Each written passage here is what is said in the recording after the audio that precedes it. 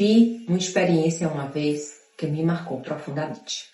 Eu estava em uma fazenda com um grupo de pessoas que frequentavam esse mesmo ambiente que eu.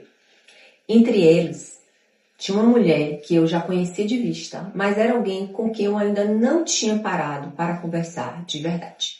Naquele dia, nós começamos a ter uma conversa mais profunda, nos conhecemos mesmo. E em um determinado momento, ela começou a me contar algo muito doloroso da vida dela. Ela tinha recebido há pouco tempo um diagnóstico médico muito difícil, que as chances dela engravidar seriam menores do que 1%, já que ela tinha uma endometriose. Os médicos tinham praticamente dito para ela que ter filho seria quase impossível se não fosse através de inseminação artificial. Só que havia algo diferente ali naquele ambiente, mesmo diante daquele diagnóstico. Ela dizia com muita convicção que acreditava que Deus ainda poderia fazer um milagre na vida dela, que ela ainda tentaria engravidar de forma natural. Enquanto ela falava comigo, algo muito forte foi acontecendo. Eu senti claramente a presença de Deus naquele lugar. Deus me mostrava algo na história dela que não tinha como eu saber.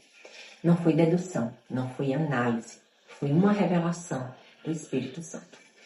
Eu perguntei para ela se recentemente ela tinha passado por alguma situação de perda na família, porque endometriose tem muita ligação com perdas familiares. Na hora, os olhos dela se encheram de lágrimas, porque no início da pandemia ela realmente tinha perdido um irmão mais novo.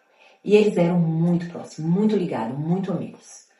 Aquele irmão que realmente caminhava junto na vida com ela. Aquilo tinha sido devastador para aquela menina. E naquele momento ficou muito claro o que estava acontecendo.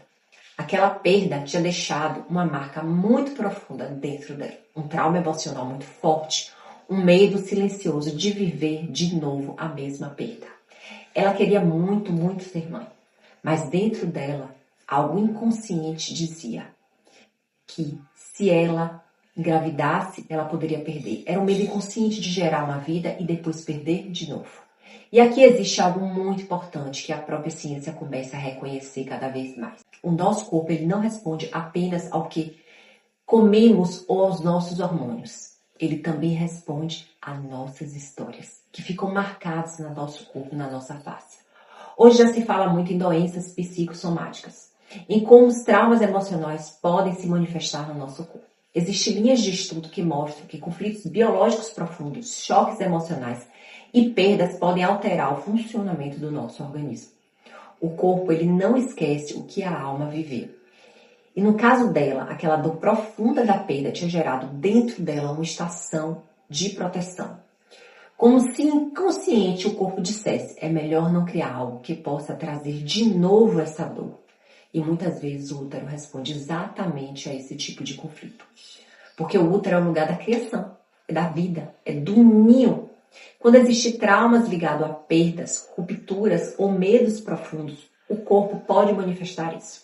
E no caso dela, aquilo tinha sido expressado através de endometriose, que estava justamente dificultando a sua fertilidade.